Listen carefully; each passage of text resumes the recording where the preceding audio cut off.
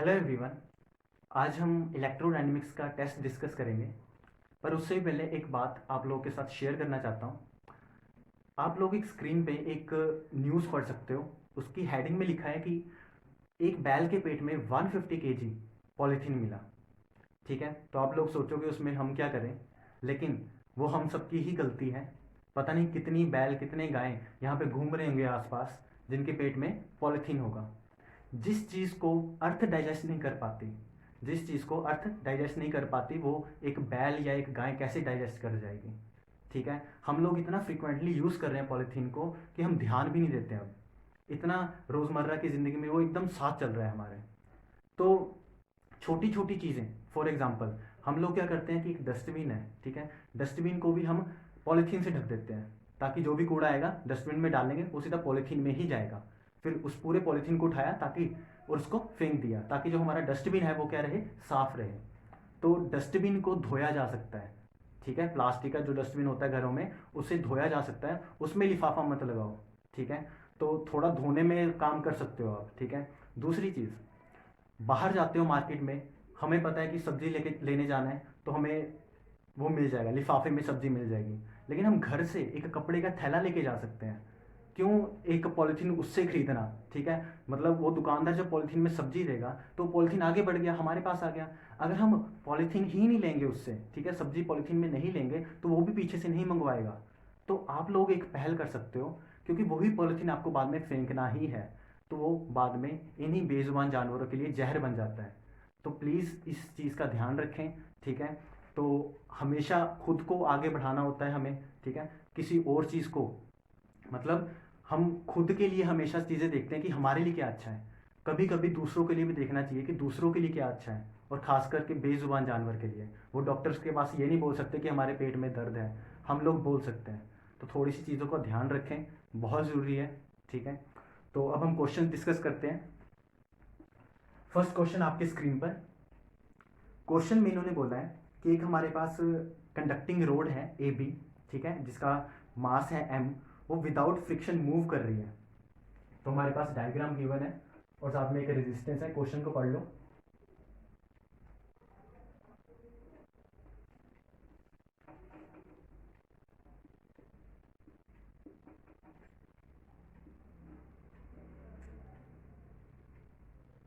तो with velocity V node, ठीक है, क्वेश्चन पढ़ लिया होगा। तो विद वेलोसिटी वी नोड हमने क्या किया, उसे सब्जी की बात की, सब्जी वाला आ गया। तो हमारे पास एक रोड थी ए बी, ठीक है, लेंथ एल की है। इसको हमने मूव करवाया, मतलब हमने इसको क्या किया, एक इनिशियल वेलोसिटी दी वी नोट। इनिशियल वेलोसिटी देने के बाद जैसे इसको ऐसे इनिशियल वेलोसिटी दी, हमने हाथ से छोड़ दिया, और magnetic field into the board लग रही है, इनटू द बोर्ड, इसलिए क्रॉस साइन है। तो अब हमें ये बताना है कि इस पूरे में मैग्नेटिक फील्ड लग रही है, पूरे में। अब हमें ये बताना है कि कितने डिस्टेंस पे जाके ये जो रोड है, मान लो कि at time t equal to 0 है, यहाँ पे रोड, यहाँ पे हमने इनिशियल वेलोसिटी वी नॉट दी। ठीक है, अब कितने डिस्टेंस पे जाके रोड अपने आप रुक जाएगी। ठीक है, वो डिस्टेंस बताना है। तो सबसे पहली बात, डिस्टेंस बताने से पहले आप लोगों को ये सोचना चाहिए कि इसे रोकेगा कौन। आपने इनिशियल वेलोसिटी इस डायरेक्शन में दे दी, इस डायरेक्शन में। अब इसे फोर्स कौन लगा रहा है, या फिर डी एक्सेलरेटिंग फोर्स कौन लगा रहा है ताकि ये रुक जाए। ठीक है, तो सबसे पहले वो सोचना कैसे है, जब ये पूरी रोड हमारी इस डायरेक्शन में जाएगी, ठीक है, तो हमें क्या लगाना है, हमें पता है कि F is equal to Q B cross B होता है, लोरेंट्स फॉर्मूला। ठीक है, फॉर मैग्नेटिक फील्ड, ये मैग्नेटिक फोर्स है।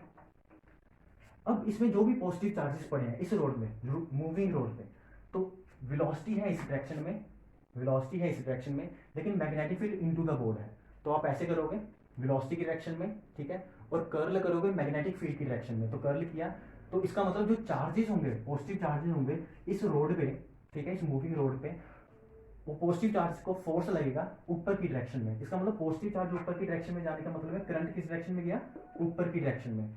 तो जो मैग्नेटिक फोर्स लगेगा इस रोड पे, ठीक है, इस रोड के चार्जेस पे, रोड पे नहीं, इस रोड के चार्जेस पे वो लगेगा अपवर्ड डायरेक्शन में, इस डायरेक्शन में, करंट की डायरेक्शन हो गई वो। ठीक है, अब करंट इस डायरेक्शन में है। दूसरा हमें फॉर्मूला पता है, F is equal to I D L cross B. ये भी हमारा इसी से आता है। ये है हमारा magnetic force on the rod. पहले हमने निकाला magnetic force on the charges of the rod, अभी हम यहाँ निकाल रहे हैं magnetic force on the rod. तो रोड पे जो मैग्नेटिक फोर्स लगेगा वो होगा I D L cross B. I की डायरेक्शन डीएल की डायरेक्शन में रहेगा या फिर डीएल की डायरेक्शन आई की डायरेक्शन में रहेगा। तो इसका मतलब ऊपर वाली डायरेक्शन में हमारा डीएल हो गया, मैग्नेटिक फील्ड हमें पता है अंदर की डायरेक्शन में है, तो डीएल क्रॉस बी। तो इस डायरेक्शन में हमारा फोर्स लगेगा इस रोड पे। तो मैग्नेटिक फोर्स जो इस रोड पे लगेगा वो इस डायरेक्शन में लगेगा जब हम इनिशियल वेलोसिटी इस डायरेक्शन में दे चुके होंगे। तो इसका मतलब इस फोर्स के कारण ये जो रोड है, मूविंग रोड जो मूव कर रही थी वो रुक जाएगी। ठीक है, पहली चीज पता लगी हमें।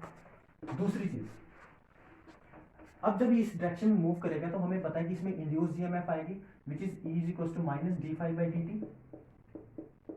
तो इसको मैं लिख सकता हूं minus of D by D T B dot D A. ठीक है, मैग्नेटिक फील्ड बी दे रखा है विच इज कांस्टेंट क्वेश्चन में। तो यहां पे मैं इंड्यूस्ड ईएमएफ को लिख सकता हूं minus of D by D T. अब बी भी हमारा बाहर आ जाएगा। ठीक है, बी हमारा बाहर आ जाएगा विच इज कांस्टेंट। यहां पे है एरिया। अब एरिया क्या होगा? एरिया होगा जितने में मैग्नेटिक फील्ड है। मतलब क्या है, इस क्लोज्ड रीजन में, क्योंकि ये पूरा क्लोज्ड रीजन है ये, तो इतने का एरिया, इतने के एरिया को मैं कैसे लिखूंगा? इसको मैं लिखूंगा ये है हमारी लेंथ और ये डिस्टेंस मैं x मान लेता हूं। ये हमें नहीं पता, ये डिस्टेंस मैं x मान लेता हूं। तो ये बनेगा लेंथ इंटू एक्स, तो ये एरिया हो जाएगा dA। ठीक है, अब हमें पता है लेंथ कांस्टेंट है तो मैं क्या करूंगा minus B into L. L constant है तो अंदर बचेगा dx बाई डी टी। क्योंकि हमारा x वेरी कर रहा है, जैसे जैसे आगे को बढ़ेगा x हमारा वेरी करता जाएगा। तो मैं इस चीज को क्या लिख सकता हूं, velocity, initial velocity v nought. तो ये बनेगा minus B L V nought. अब ये एक्चुअल में है क्या? Potential, electromotive force EMF. तो ये पोटेंशियल होता है, तो v is equal to I R लिखते हैं, आई इंटू आर। यहां से मैं आई की वैल्यू निकाल सकता हूं which is minus B L V nought by R. तो इन मैग्नीट्यूड, ठीक है, इन मैग्नीट्यूड मैं इसे लिख सकता हूं B L V nought by R. तो ये मेरे करंट की वैल्यू होगी, B L V nought by R. अब करंट आ गया। ठीक है, हमें पता है एफ क्या होता है, अभी हमने लिखा था I L B, I D L cross B. और हमें पता है जो डीएल है वो ऊपर वाली डायरेक्शन में, करंट की डायरेक्शन में, और बी अंदर की डायरेक्शन में। मतलब दोनों के बीच में क्या एंगल है? Sine 90 degree. तो इसलिए हम सीधा लिख सकते हैं I into L into B. इसकी इंटीग्रेशन कर दी डीएल की, क्योंकि हमें पूरी लेंथ के लिए देखना है। तो इसको मैं लिख सकता हूं आई एल बी। आई हमें पता है तो यहां पुट कर देंगे B L V nought by R into L B into L B. तो ये हमारी फोर्स लगेगी जो इस डायरेक्शन में लग रही है, magnetic force on the road. ठीक है, तो यहां से जो हमारा आंसर आएगा एफ मैग्नेटिक का, ये यहां लिख देता हूं।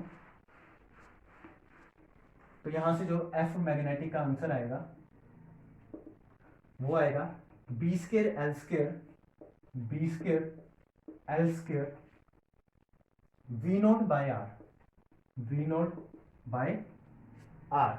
ये है मैग्नेटिक फोर्स जो इस डायरेक्शन में लग रही है। ठीक है, तो मैग्नेटिक फोर्स तक तो आ गया। अब हमें ये बताना है कितने डिस्टेंस तक जाएगी वो। ठीक है, हमें ये पता होना चाहिए जो फोर्स होती है उसको हम m इंटू एक्सेलरेशन लिख सकते हैं। और अगर वेलोसिटी एंड डिस्टेंस दोनों की फॉर्म में लिखना हो तो इसको मैं ऐसे भी लिख सकता हूं m into V D V by D X. तो ये चीज बहुत सारे बच्चे भूल जाते हैं कि हम इसको फोर्स को ऐसे भी लिख सकते हैं, और ये सेम ही चीज है मास इंटू एक्सेलरेशन। तो ये चीज बहुत इंपॉर्टेंट है, ये चीज बहुत बच्चे भूल जाते हैं कि हम एक्सेलरेशन को इस टर्म में लिख सकते हैं, और बहुत सारे क्वेश्चंस नेट में इसके रिगार्डिंग आते हैं। ठीक है, तो इसमें पुट करते हैं फोर्स में यहाँ पे, तो बनेगा क्योंकि हमारी रोड वेलोसिटी इस डायरेक्शन में थी और जो फोर्स लग रही है ये वाली, जो फोर्स लग रही है ये वाली, ये फोर्स लग रही है उल्टी डायरेक्शन में, मतलब ये डी एक्सेलरेटिंग फोर्स है। अगर डी एक्सेलरेटिंग फोर्स है तो मैं इस फोर्स की जगह क्या लिखूंगा minus M V D V by D X. तो ये डी एक्सेलरेटिंग फोर्स होगी is equal to this force B square L square V nought by R. This is the decelerating force. तो यहाँ से m यहाँ चला जाएगा, ठीक है, और v नोट से v नोट कैंसिल हो जाएगा, क्योंकि इनिशियल वेलोसिटी v नोट थी, तो यहाँ पे v नोट कर लो, ठीक है, तो वो बाद में वेरी करती जाएगी, या फिर यहाँ v ही रहने दो। अगर हम थोड़ा सा चेंज करें, यहाँ इनिशियल वेलोसिटी v नॉट थी, ठीक है, जिससे हमने उसको इनिशियल वेलोसिटी लगाई, तो यहाँ चाहे v नॉट भी रख लो, कोई चक्कर नहीं है। यहाँ से v नॉट से v नॉट कैंसिल हो जाएगा, ठीक है। अब ये हमारे पास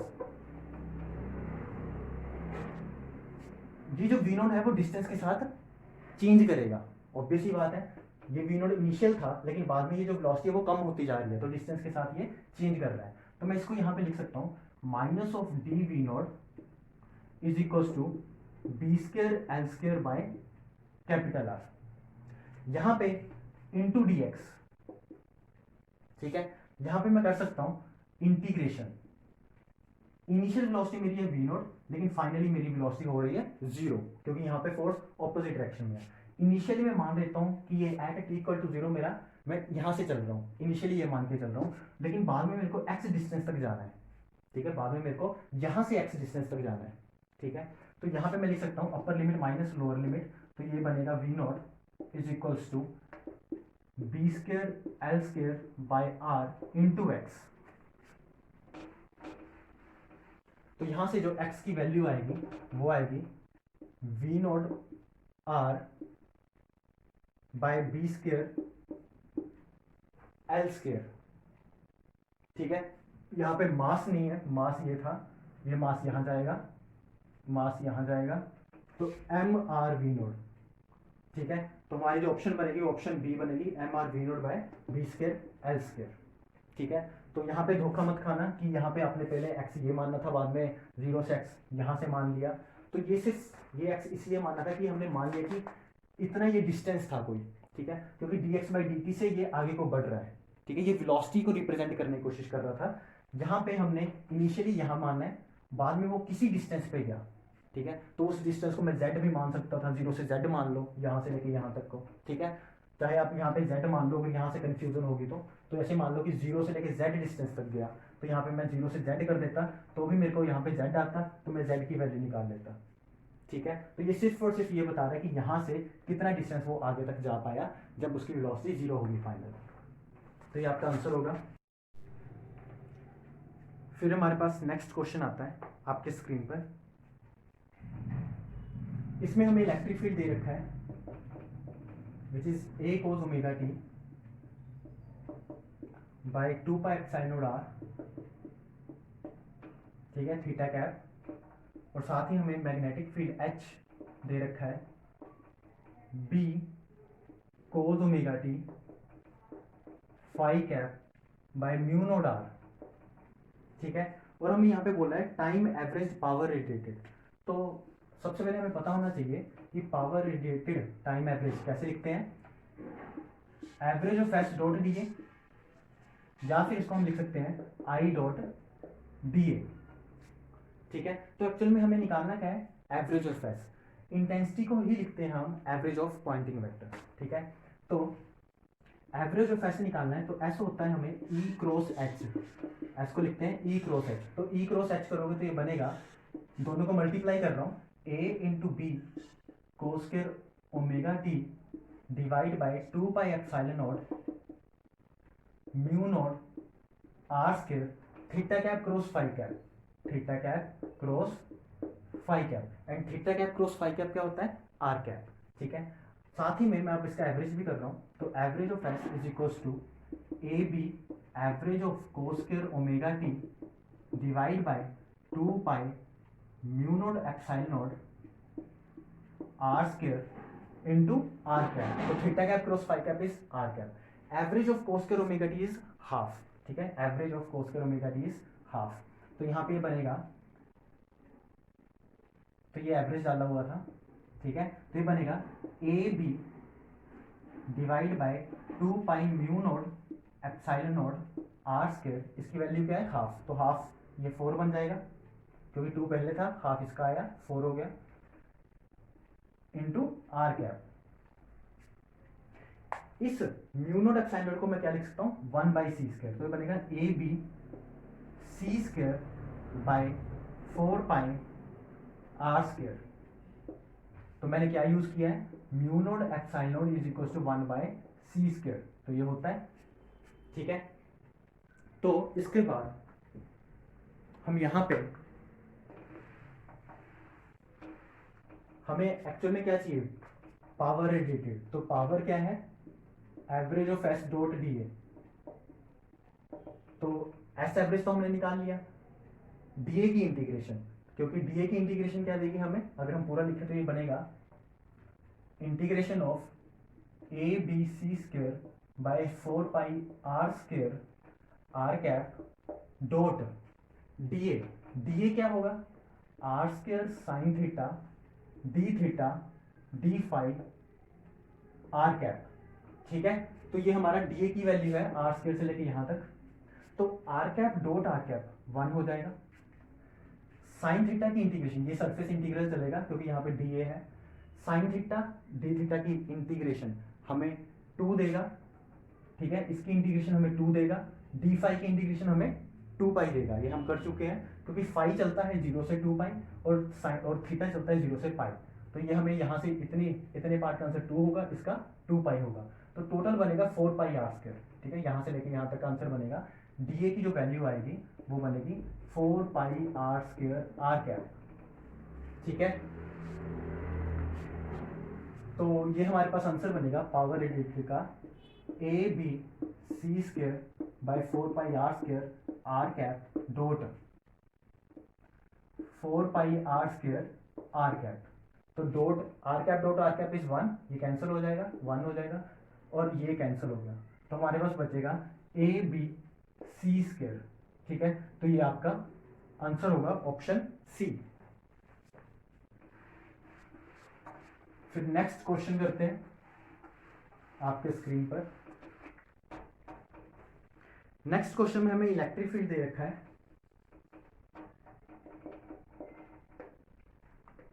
I cap 30 pi volt per metre exponential iota omega T plus K Z. और ऐसे ही हमें एच वेक्टर दे रखा है, J cap H nought ampere per metre exponential iota omega T plus K Z. हमें इसमें पूछा है the value of H nought must be, H nought की वैल्यू बतानी है।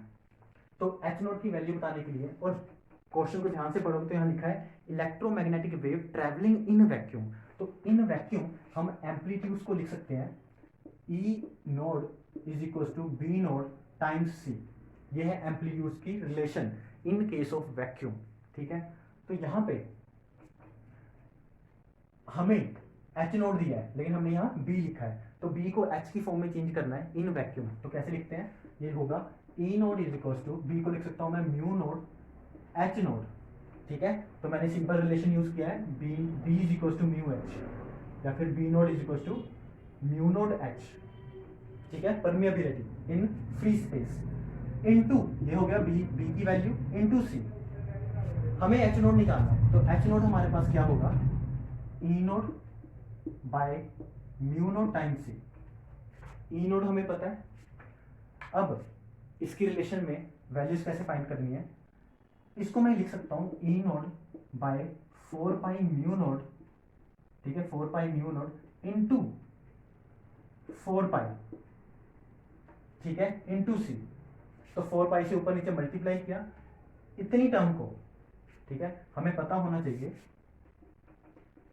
म्यू नोट बाय 4π, ठीक है, इसकी वैल्यू होती है 10⁻⁷। ठीक है, म्यू नोट बाय 4π की वैल्यू होती है 10⁻⁷। तो इसी हिसाब से यहां पे आप लिख सकते हो, ई नोट की वैल्यू गिवन है 30π डिवाइड बाई 10⁻⁷ इनटू सी की वैल्यू, सी की वैल्यू कितनी है, इसकी लिखी है 10⁻⁷, सी की वैल्यू कितनी है 3 × 10⁻⁷। 8। तो यहाँ पे क्वेश्चन में वैसे गिवन नहीं है म्यू नोट बाई 4 पाई की वैल्यू या फिर म्यू नोट की वैल्यू, तो आपको ये स्टैंडर्ड वैल्यू पता होनी चाहिए। Mu nought by 4 pi is equal to 10⁻7। ठीक है, तो यहाँ से हमारे पास बन गया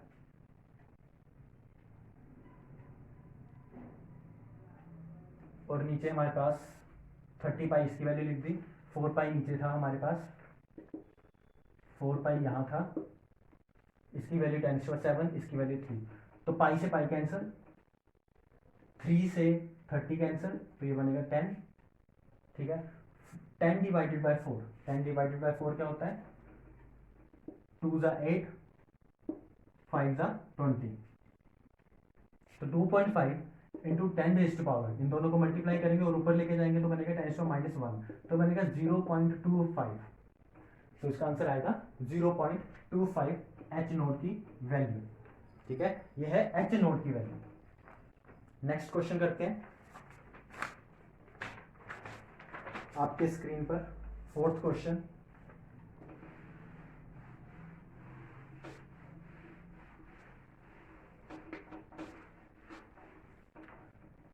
फोर्थ क्वेश्चन में हमें टाइम डिपेंडेंट मैग्नेटिक फील्ड दे रखी है। ठीक है, produced in a circular region, ठीक है, of radius R, infinitely long है, b is equal to B naught T K cap. ठीक है, हमें यहाँ पे इलेक्ट्रिक फील्ड पूछी है for R greater than R, R greater than capital R. तो ये तो है इनसाइड के लिए, ये जो फील्ड दे रखी है हमारी। ठीक है, और आउटसाइड बोल रहा है कि फील्ड 0 है, आउटसाइड हमारे पास ये चीज 0 है, तब भी इलेक्ट्रिक फील्ड आएगी। ऑब्वियस ही बात है, टाइम वेरिंग मैग्नेटिक फील्ड के कारण इलेक्ट्रिक फील्ड आती है। तो रिलेशन क्या यूज करूं, सीधी सी बात है, टाइम वेरिंग मैग्नेटिक फील्ड है और इलेक्ट्रिक फील्ड निकालनी है, तो हमारे पास मैक्सवेल की एक रिलेशन है, del cross E is equal to minus of curly B by curly D. Time varying magnetic field के लिए इलेक्ट्रिक फील्ड आ सकती है, ये रिलेशन यही बताएगी। अगर मैं दोनों साइड, क्योंकि हमें डेल क्रॉस की फॉर्म में नहीं निकालना है, अगर मैं दोनों साइड सरफेस इंटीग्रल कर दूं तो मैं क्या लिख सकता हूं, surface integral of del cross E dot D A is equal to minus of D by D T B dot D A, surface integral. तो एक्चुअल में ये चीज हमारी क्या है, कौन सा लॉ लगा सकते हैं, स्टोक्स थ्योरम लगा सकते हैं। तो स्टोक्स थ्योरम के आधार पर हम यहां पे लिख सकते हैं इस चीज को, E dot D L is equal to minus of D by D T B dot D A. अब इन्होंने बोला कि हमें small R greater than capital R से निकालनी है value, small R greater than capital R पे इलेक्ट्रिक फील्ड की वैल्यू निकालनी है। तो हम एक एम्पियर्स लूप लगाएंगे, ठीक है, एक सर्कुलर एम्पियर लूप लगाएंगे, ठीक है, at a point R which is outside, ठीक है, कैपिटल आर से जो आगे होगा, दूर होगा। तो मान लो कि कैपिटल आर तक है रीजन हमारा सारा, ये कैपिटल आर तक है, तो एक आप लूप लगाओगे कुछ इतना स्मॉल आर तक का। ठीक है, तो उस हिसाब से मैं यहां लिख सकता हूं e into 2 pi small R D L की वैल्यू लिखिए इस इंटीग्रल के लिए, इस सर्कल के लिए आउटसाइड वाले, इज इक्वल्स टू यहाँ पे जो हमारा फ्लक्स है, जो ये बी डॉट डी ए क्या होता है फ्लक्स, वो सिर्फ और सिर्फ इतने एरिया में है। ठीक है, कैपिटल आर के डिस्टेंस तक ही हमारा फ्लक्स है, तो इसलिए हम क्या लिखेंगे यहाँ पे, minus D by D T B dot D A. तो बी हमारे पास कितना है, बी नॉट टी, फिर आए एरिया, तो इंटीग्रल में एरिया के साथ लेके जा रहा हूं, और जो एरिया है वो सिर्फ और सिर्फ कहां तक लेना है, यहां से लेके यहां तक का, जहां तक फ्लक्स है, which is pi R square, pi capital R square. ठीक है, तो यहां से मैं लिख सकता हूं e into 2 pi R is equals to, अब डी बाई डी टी अंदर ले जाओ तो माइनस तो रहेगा, तो ये टी हमारा कैंसिल हो जाएगा, तो बचेगा pi capital R square into B naught. तो यहां से हमारी इलेक्ट्रिक फील्ड का आंसर आएगा minus of B naught pi R square divide by 2 pi R. तो ये बन जाएगा minus of B naught capital R square divide by 2 R. तो शायद यही आंसर है, minus of B naught capital R square by 2 R. अब बात आती है कि ऐसे दो आंसर हैं, मे भी एक ही है यहाँ पे, लेकिन फिर भी हमारी एंगल क्या होगा, मतलब हमारा यूनिट वेक्टर क्या होगा इलेक्ट्रिक फील्ड का, तो आपने यहाँ पे इस हिसाब से देखना है ई डॉट डी एल। तो ई डॉट डी एल, तो जैसे जैसे डी एल, डी एल हमारा क्या है, ये जो आपने सर्कल आउटसाइड लगाया, ठीक है, और स्मॉल आर डिस्टेंस पे जो आपने सर्कल लगाया, तो डी एल ऐसे मूव कर रहा है, और डॉट लगा दिया तो उसको मैंने इलेक्ट्रिक फील्ड भी इसके हिसाब से यहाँ पे ऐसे ऐसे मूव कर दिया, तो ये कैसा हुआ एंगल फाई कैप। तो ये आपका आंसर होगा इलेक्ट्रिक फील्ड का।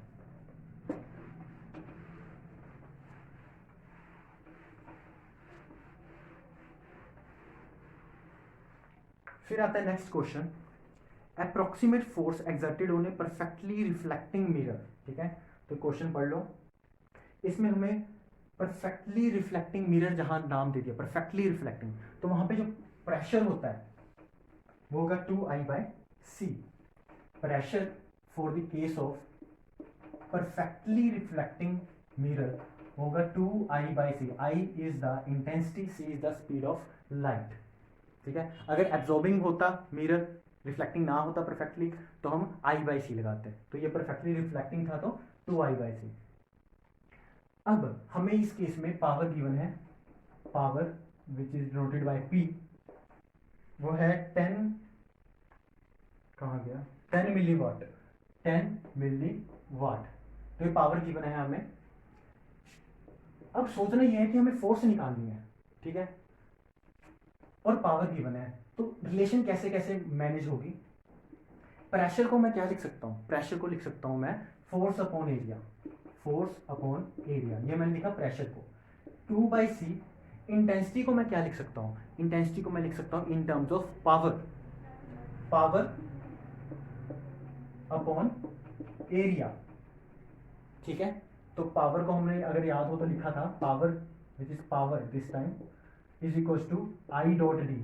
तो यहां से भी आप सोच सकते हो कि पावर को इंटेंसिटी और इसकी फॉर्म में कैसे लिखना है।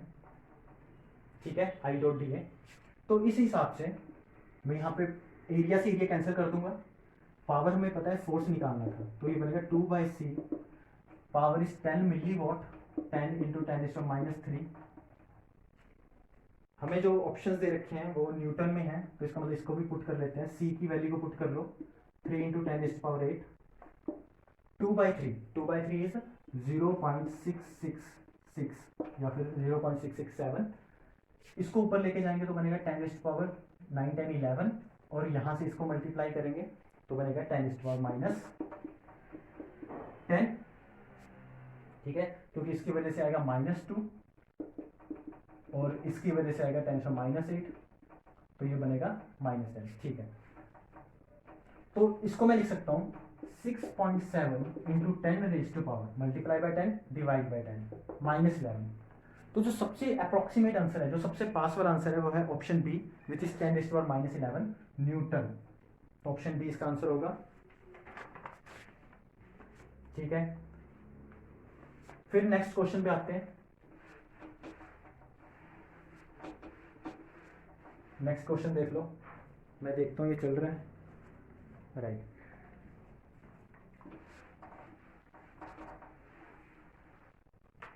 नेक्स्ट क्वेश्चन है हमारे पास, 2 parallel rails of rail road track are insulated from each other and from ground. ठीक है, यहाँ पे क्या हुआ एक्चुअल में, एक वोल्ट मीटर लगा दिया, मान लो कि यहाँ पे एक वोल्ट मीटर लगा दिया, और ट्रेन इस, ये हमारे ट्रैक मान लो, ठीक है, रेल के ट्रैक मान लो, ट्रेन यहाँ से ऐसे मूव कर रही है, और जो मैग्नेटिक फील्ड है वो, अगर आप थोड़ा 3D में सोचने की कोशिश करो तो ऐसे है, ऐसे 2 रेल्स चल रही हैं, 2 रेल्स, ठीक है, रेल्स खड़ी रहती है, ट्रेन चलती है ऊपर, तो ये 2 रेल्स हैं, उस पर ट्रेन चल रही है। मैग्नेटिक फील्ड उसने बोला अर्थ की 0.2 गोज है विच इज वर्टिकल कॉम्पोनेंट, तो अगर ऐसे दो रेल्स हैं तो वर्टिकल कॉम्पोनेंट मतलब मैग्नेटिक फील्ड ऊपर की ओर उसे कैंसिल कर रही है। ठीक है, मतलब ऐसे रेल का है डिब्बा है, ऐसे सॉरी रेल्स हैं चल रही, मैग्नेटिक फील्ड नीचे से ऊपर ऐसे क्रॉस कर रही है उसको। ठीक है, तो परपेंडिकुलर क्रॉस कर रही है, क्योंकि उसने क्वेश्चन में लिखा हुआ है परपेंडिकुलर, या फिर लिखा है इसमें vertical component of earth magnetic field. ठीक है, वर्टिकल कंपोनेंट, तो उसे क्रॉस करेगी, तो इसको जब क्रॉस करेगी तो ऑब्वियस ही बात है इसमें भी क्या आएगा, एक ईएमएफ इंड्यूस होगा। तो जब इसमें ईएमएफ इंड्यूस होगा और गाड़ी हमारी, ट्रेन हमारी इस तरफ को मूव करेगी, तो ईएमएफ की जो वैल्यू होगी वो होगी minus of D phi by D T, और फाई को हम फिर से लिख सकते हैं बी डॉट डी ए,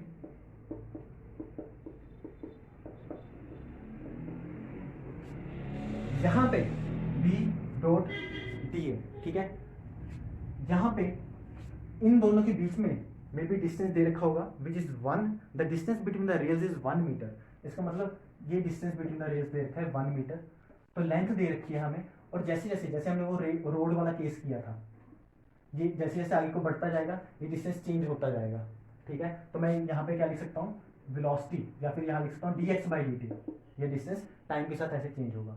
तो मैं यहाँ पे क्या कर सकता हूँ, minus D by D T B magnetic field of earth, इसको मैं लिख सकता हूँ एल इंटू एक्स। ये जो डिस्टेंस है मेरा, जैसे जैसे ट्रेन आगे को बढ़ती जाएगी ये डिस्टेंस मेरा चेंज होता जाएगा, ठीक है। तो मैं इसको लिख सकता हूँ माइनस बी इंटू एल, ये हमारे कॉन्स्टेंट थे, D x by D T, तो ये बनेगा माइनस बी एल वी। तो ये बनेगा मेरा ईएमएफ इंड्यूस, ठीक है। ईएमएफ आ गया। अब हमें क्वेश्चन में बोला है the voltage developed between the rails, ठीक है, the voltage developed between the rails, B दिया है, एल दिया है, वी दिया है, ठीक है। इन मैग्नीट्यूड अगर मैं बात करूं तो यही ईएमएफ होगी, वोल्टेज डेवलप्ड। बी की वैल्यू है 0.2 गोस, तो 0.2 गोस को टेस्ला में चेंज कर सकते हैं हम, ठीक है, एसआई यूनिट्स में। तो टेस्ला में चेंज करने के लिए यहाँ मल्टीप्लाई करते हैं 10⁻⁴ से, तो अब गोस हमारा टेस्ला हो चुका है। एल है हमें 1 मीटर दिया हुआ है। वेलोसिटी, वेलोसिटी क्वेश्चन में 180, ठीक है, क्वेश्चन में वेलोसिटी दे रखी है, यहाँ लिखता हूँ 180 kilometre per hour, 180 kilometre per hour. इस वेलोसिटी को मैं मीटर पर सेकंड में चेंज कर सकता हूँ। वो कैसे, सीधा फॉर्मूला याद रखना है, 180 इंटू 5/18, तो 5/18 से मल्टीप्लाई करोगे तो किलोमीटर पर आवर मीटर पर सेकंड में चेंज हो जाएगा। तो यहाँ से ये बनेगा 10, तो ये बनेगा 50 मीटर पर सेकंड। तो इसे 50 मीटर से मल्टीप्लाई कर दो, 50 मीटर पर सेकंड, ठीक है। तो यहाँ से इसका 10, ये कैंसिल हो जाएगा इससे, 5 2 10 इंटू 10⁻⁴, तो ये बनेगा 10⁻⁻3। तो ये हमारा एसआई यूनिट में चल रहा है, तो इसको मैं लिख सकता हूँ 1, क्योंकि ये वोल्ट्स आ गया, इसको मैं लिख सकता हूँ 1 मिली वोल्ट। तो ये हमारी ईएमएफ इंड्यूस आएगी 1 मिली वोल्ट, ठीक है। नेक्स्ट क्वेश्चन देखो। फिर नेक्स्ट क्वेश्चन आपके स्क्रीन पर, यहाँ पे हमें परफेक्टली रिफ्लेक्टिंग मिरर बोला है। तो प्रेशर हमें पता है क्या होता है, प्रेशर है हमारा 2I/c, ठीक है। इलेक्ट्रोमैग्नेटिक वेव बोला है, ठीक है, इन फ्री स्पेस। तो इंटेंसिटी को मैं क्या लिख सकता हूँ, इंटेंसिटी को लिखा जा सकता है half epsilon naught C E naught square, amplitude का स्क्वायर। ई नॉट क्या है हमारा, इलेक्ट्रिक फील्ड का एम्पलीट्यूड। तो यहाँ से 2 से 2 कैंसर, सी से सी कैंसर, ये बनेगा एप्सिलॉन नॉट, ई नॉट की वैल्यू है 1, तो 1 का स्क्वायर, तो बनेगा एप्सिलॉन नॉट। अब एप्सिलॉन नॉट की एक स्टैंडर्ड वैल्यू होती है विच इज 8.85 इंटू 10⁻12। तो क्वेश्चन में गलती से शायद 12 लिखा गया, यहाँ पे 10⁻12 आएगा, तो आंसर हमारा आएगा 8.85, तो ये आपका आंसर है, ठीक है। नेक्स्ट क्वेश्चन आपके स्क्रीन पे, an EM wave propagates in a non-magnetic medium with relative permittivity epsilon is equals to 4। ये है relative permittivity। H की वैल्यू दे रखी है हमें और हमें E की वैल्यू पूछी है। तो H जो गिवन है, H जो गिवन है हमें वो है k cap H node cos of omega t minus alpha X minus alpha √3y, ठीक है। ये हमें h दे रखा है, फिर हमें e की वैल्यू पूछ रखी है। तो बहुत आसान सा क्वेश्चन है, रिलेटिव परमिटिविटी एप्सिलॉन आर दिया हुआ है विच इज 4। आप लोग को ये सोचना है कि e की वैल्यू निकालनी है, h दिया है, तो कौन से वाला मैक्सवेल का रिलेशन लगाए। तो हमें पता है कि डेल क्रॉस b या फिर del cross h is equal to j plus epsilon D E by D T. अगर आप लोगों को ये याद हो तो। लेकिन इस केस में हमें जे जो है वो नहीं दे रखा, या फिर आप ये बोलो कि वो ज़ीरो है। तो ये आ गया हमारे पास, तो इसको मैं साथ में लिख देता हूँ, epsilon D E by D T. Del cross H, इसको कैसे सोल्व करते हैं? Del cross H, I cap J cap K cap, I cap J cap K cap. I cap में del curly by curly X होता है, करली by करली Y होगा, करली बाय करली जेड होगा। एच की वैल्यू जीरो, क्योंकि यहाँ के कैप में है, जीरो के कैप में है, तो के कैप में है H naught into cos omega T minus alpha X minus alpha root 3y। तो इसको बंद कर लेते हैं। ये आपके पास आया डेल क्रॉस एच की वैल्यू, ठीक है, डेल क्रॉस एच की वैल्यू। अब क्या करना है, इसे सोल्व करते हैं। आई कैप लगाएंगे, इसको इसके साथ, इसको इसके साथ, जे कैप लगाएंगे, के कैप लगाएंगे। तो सबसे पहले मैं आई कैप लगाता हूँ, तो बनेगा आई कैप, इसको इसके साथ करेंगे तो बनेगा H naught cos of, derivative करेंगे कोस का, तो विच इज माइनस साइन, तो माइनस साइन आएगा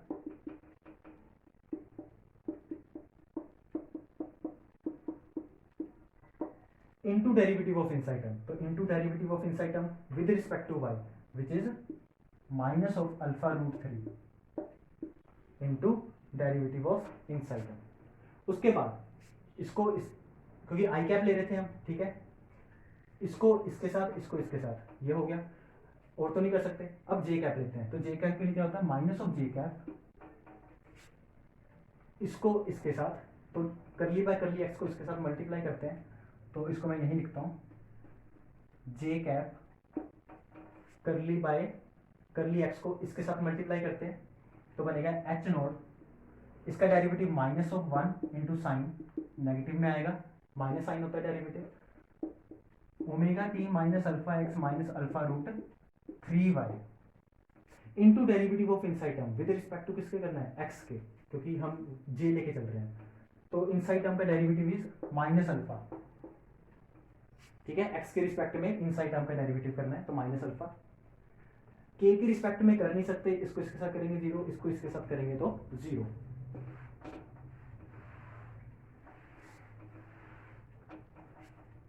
ये था डेल क्रॉस एच। तो डेल क्रॉस एच हमारा आई कैप और जे कैप की फॉर्म में आया, तो इसको मैं पूरा लिख रहा हूं यहां पे, del cross H is equals to, जो कांस्टेंट है वो बाहर निकाल लो, तो कांस्टेंट है हमारा एच नॉट, और साथ में साइन वाली टर्म भी कांस्टेंट है, मतलब दोनों हमारी बाहर आएंगी, सेम है, sine omega T minus alpha X minus alpha root 3y, ठीक है, और साथ में एक अल्फा कांस्टेंट है, यहां पे भी एक बाहर अल्फा है, यहां पे भी एक बाहर अल्फा है, तो एक अल्फा बाहर कांस्टेंट आ जाएगा।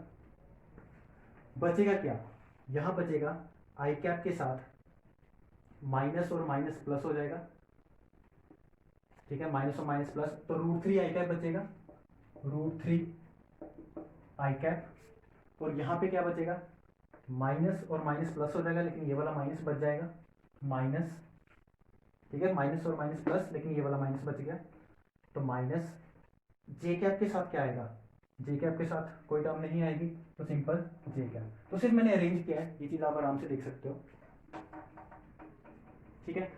अब ये किसके बराबर है, ये बराबर है एप्सिलॉन डी ई बाय डी टी। इस एप्सिलॉन को मैं यहां ले जाता हूं, और एप्सिलॉन इज द मीडियम, मतलब एप्सिलॉन एक मीडियम का परमिटिविटी है, तो एप्सिलॉन अगर मीडियम की परमिटिविटी है, तो उसको मैं लिख सकता हूं एप्सिलॉन आर, या फिर epsilon naught epsilon R, free space की परमिटिविटी इनटू रिलेटिव परमिटिविटी, तो टोटल मल्टीप्लाई करके बनाएगा मीडियम की परमिटिविटी, तो ये होगा हमारा एप्सिलॉन नोड एप्सिलॉन आर। यहां से एप्सिलॉन कहां चले गया, यहां पे एप्सिलॉन आर 4 है, गिवन है, ये बन गया। इलेक्ट्रिक फील्ड निकालने के लिए इस पूरी टर्म का क्या करना पड़ेगा, टाइम के रिस्पेक्ट में इंटीग्रेशन, तो टाइम के रिस्पेक्ट में इंटीग्रेशन करते हैं, तो इलेक्ट्रिक फील्ड आएगा alpha constant H naught constant by 4 epsilon naught ये वाली term constant √3 i cap minus J cap, इसकी इंटीग्रेशन करनी है। तो साइन की इंटीग्रेशन इज माइनस कोस, तो minus of cos omega T minus alpha X minus alpha √3 y divide by derivative of inside term. ऐसे करते हैं इंटीग्रेशन, तो divide by derivative of inside term with respect to T, तो divide by omega बन जाएगा। इस minus को मैं यहां ले जाता हूं, तो ये बनेगा alpha H naught by 4 epsilon naught minus √3 i cap plus J cap cos of omega T minus alpha X minus alpha √3 y into omega. इस ओमेगा को मैं क्या लिख सकता हूँ, ओमेगा को लिखा जा सकता है k इंटू सी, ठीक है। ओमेगा को लिखा जा सकता है k इंटू वी। अब मैंने v क्यों बोला, क्योंकि यहाँ पे हम मीडियम की बात कर रहे हैं, क्योंकि इस मीडियम की रिलेटिव परमिटिविटी है, तो ओमेगा को लिखा जा सकता है k इंटू वी। अगर फ्री स्पेस होता तो लिखते हैं k इंटू सी, तो यहाँ मैं लिखूंगा k इंटू वी क्योंकि मीडियम है।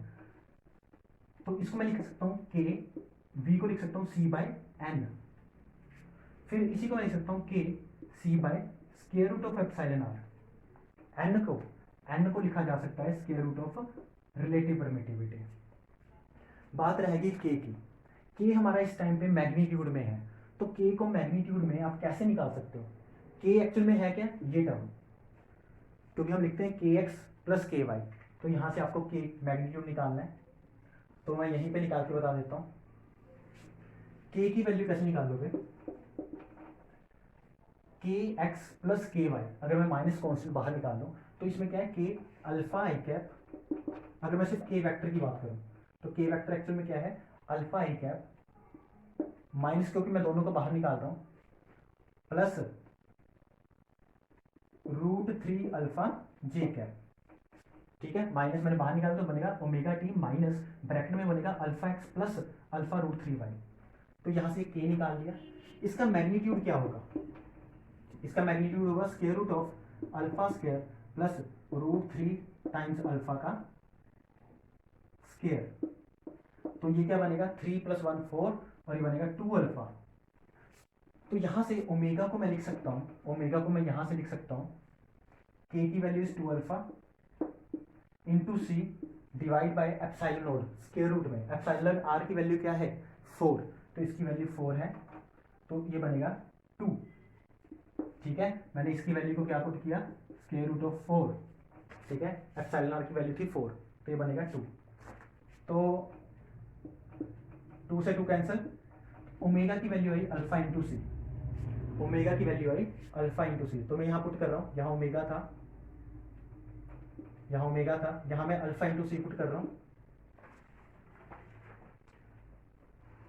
तो क्वेश्चन शायद हो गया कंप्लीट हमारा। अगर मैं ये अल्फा से अल्फा कैंसिल हो जाएगा, अगर मैं म्यू नोट से दोनों साइड मल्टीप्लाई कर दूं, म्यू नोट, ठीक है, यहाँ पे भी म्यू नोट कर लो, यहाँ पे भी म्यू नोट कर लो, ठीक है। ये एच नोट है, ये म्यू नोट है। म्यू नोट एप्सिलॉन नोट की वैल्यू क्या होती है, सी स्क्वायर, तो अब ये टोटल क्या बनेगा, C square by 4 into C into H naught into mu naught minus √3 I cap plus J cap cos of omega T minus alpha X minus alpha √3 y। C से एक सी कैंसिल हो जाएगा, तो ये आपका आंसर होगा 1/4 म्यू नोट एच नोट सी, ठीक है। तो ये ऑप्शन जो बनेगी 1/4 mu naught h note C minus √3 I cap plus J cap कोस, तो ये आपकी ऑप्शन ए बनेगी, ठीक है। तो मैंने यहाँ पे सिंपली मैक्सवेल की रिलेशन का यूज़ किया, आप सीधा वो यूज़ कर सकते हो, ठीक है। तो वो सबसे बेसिक मेथड हो जाएगा।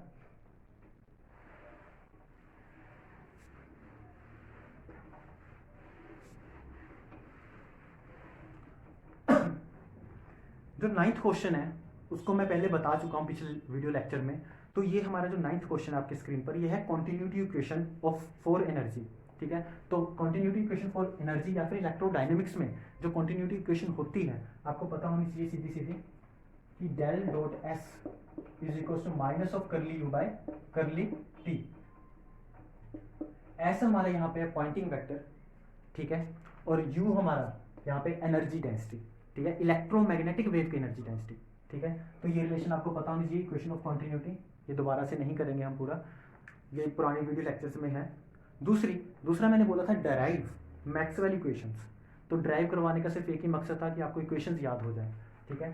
तो डराइव भी हम कर चुके हैं पुरानी वीडियो लेक्चर्स में, ठीक है। तो इसको मैं सिंपल लिखूंगा कि Maxwell equations for the case of matter क्या होंगी, which is del dot D is equal to rho F.